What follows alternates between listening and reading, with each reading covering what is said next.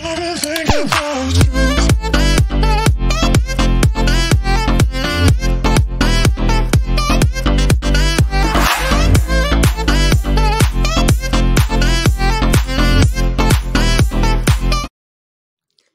guys, ayan guys, magluluto tayo ng rice with green beans. Itong pangalan na to guys ay full midams. Ayan, so siyempre nag-prepare tayo ng bawang, sibuyas at itong gulay na guys ay spins. Ayan, so maglagay tayo ng oil at ilagay natin yung ating bawang at sibuyas. Yan, so ilagay natin yung ating sibuyas.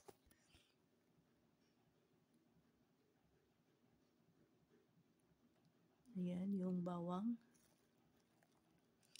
So, igisa muna natin yung ating full midams beans. Ganito kasi yung mga Arab guys. Mahilig sila na lagyan minsan ng beans yung kanilang rice. Ayan, so igisa muna natin yung beans. Ayan, so halu-haluin lang natin para pantay yung pagkagisa yung ating green beans. Yung beans guys, mayroon din siya sa sa can. Ganyan siya, full yung pangalan niya, full midams. So minsan kainin nila ng breakfast.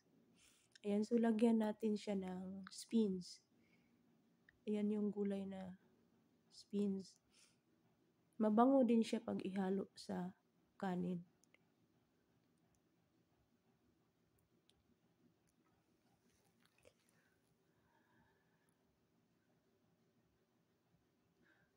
Mahilig kasi sila lagyan ng mga beans yung kanilang rice. Pag white rice yung lutuin yan. So, ilagay na natin yung ating binabad na rice. Bago ko siya ihalo guys, ibabad ko muna yung mga half hours yung ating white rice. At ayan, halo-haloin lang natin siya.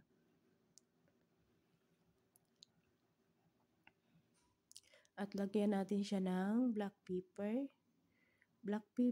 at salt.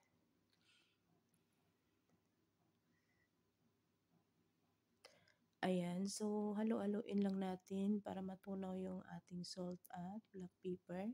At lagyan natin siya ng tubig. Ayan.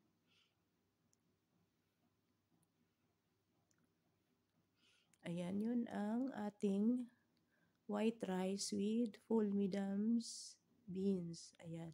So, ayan guys, luto na yung ating rice. So, thank you for watching.